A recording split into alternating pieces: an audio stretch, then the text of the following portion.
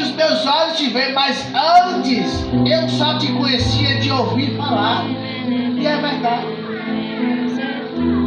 Quando eu era criança, eu sabia que tinha um Deus, porque até então, meus pais tinham os livros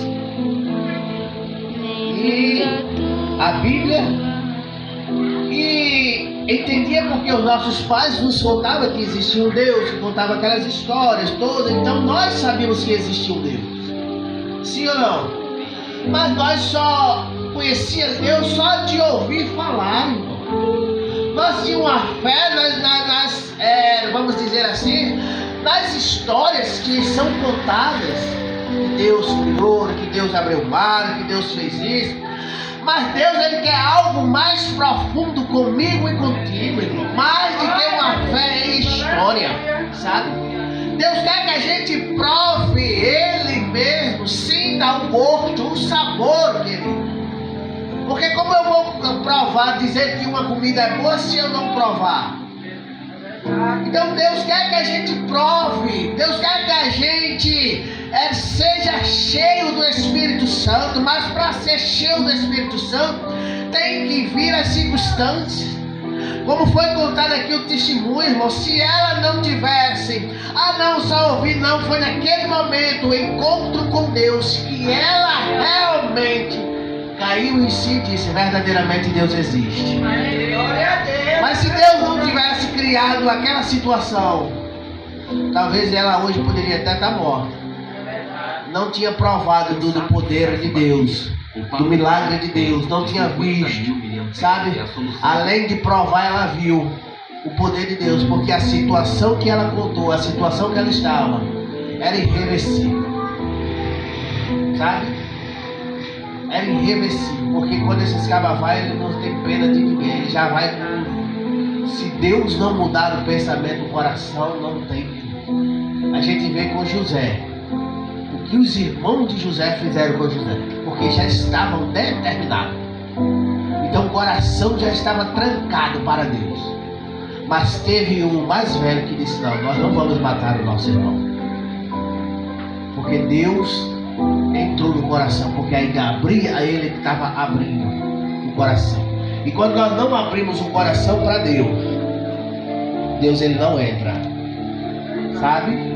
Mas se nessa noite possamos abrir o nosso coração, para que Deus possa entrar e fazer morada, mudar a nossa história, mudar a nossa vida, como o dia mudou a minha, sabe, irmão? Quem me vê hoje pastor, quem me vê hoje assim, mas eu também já estive do outro lado e sei como é. Eu também já bebi e eu sei como é. Eu também já fui para as forrós, para pagode, para essas coisas. Também já fui e sei como é. Mas o plano de Deus era muito maior na minha vida, sabe? O meu tio me tirou de uma carreta de 16 pneus, que eu era para ter morrido, mas ele me tirou, Deus me livrou. Eu era para estar morto hoje por uma cobra coral que passou nas minhas pernas e não me picou.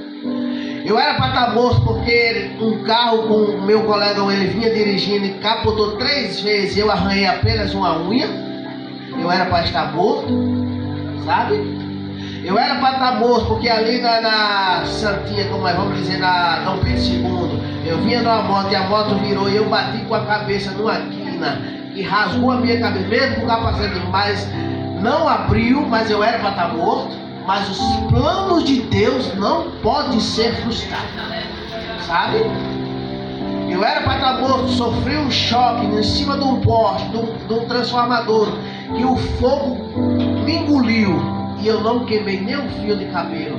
Eu era para estar morto, sabe? Mas os planos de Deus não podem ser frustrados, irmãos. O que Deus determinou para mim e para você, ainda que o diabo queira impedir, mas não vai conseguir impedir, querido. Porque o que Deus ele tem é coisas grandes, é grandiosas, é gloriosas, irmãos, em nossas vidas. Mas precisamos conhecer Deus não só de ouvir falar, precisamos conhecer Deus de provar a sua essência, irmão. A sua essência, sabe? Então olha só. Como é que nós provamos a essência de Deus? Quando vem as dificuldades. Que a gente clama por Deus e Deus responde. Sabe? Quando nós clamamos, Deus ele faz. Quando nós confiamos em Deus, Deus ele faz. Então que nós possamos confiar mais em Deus. Que nós possamos buscar mais em Deus. Nós confiamos no colega, no amigo, confiamos em tanta coisa, na nossa roupa, mas não confiamos em Deus. Sim ou não? Nós confiamos em tanta gente, irmão, mas não confiamos em Deus. E a Bíblia diz que bem-aventurado é o homem que põe a sua confiança no Senhor. Sabe? Só o que Deus permitiu na vida de Jó foi para que Jó conhecesse a Deus, não só de ouvir falar, mas sim provar da essência de Deus. Sabe? E naquele momento, quando ele começa a questionar, Jó começa a questionar, e Deus aparece e diz: Jó, aonde tu estava quando eu criei aonde tu estava quando eu fiz todas as coisas? Jó não tinha nem nascido, sabe? Jó 7:14 ou 7:21 Jó vai dizer assim: ainda há esperança para a árvore cortada. O que é que Jó está dizendo? Olha, se cortarmos uma árvore, ainda há esperança para ela. Ela vai crescer novamente, porque ao cheiro das águas ela brotará. Mas se o homem tombar, não há mais esperança. O homem não levanta mais. Era isso que Jó estava querendo dizer. Mas mesmo o homem tombando, tendo Cristo Jesus na sua vida, ele sabe para onde vai. Porque aqueles dois ladrões na cruz do Calvário, um à direita e o outro à esquerda, o que estava à direita disse: Senhor, lembra-te de mim quando tu chegares no teu paraíso. E o Senhor disse: ainda hoje estarás comigo no paraíso. Mas o outro disse: quem é este que falou tanto em salvação, mas não pôde nem salvar? Imagina nós, o incrédulo, sabe? Começou a murmurar, começou a reclamar. Mas o outro que se arrependeu, mesmo numa cruz, e ele dizia: eu estou aqui porque eu sou merecedor, porque eu pequei. E todo pecado tem a sua consequência.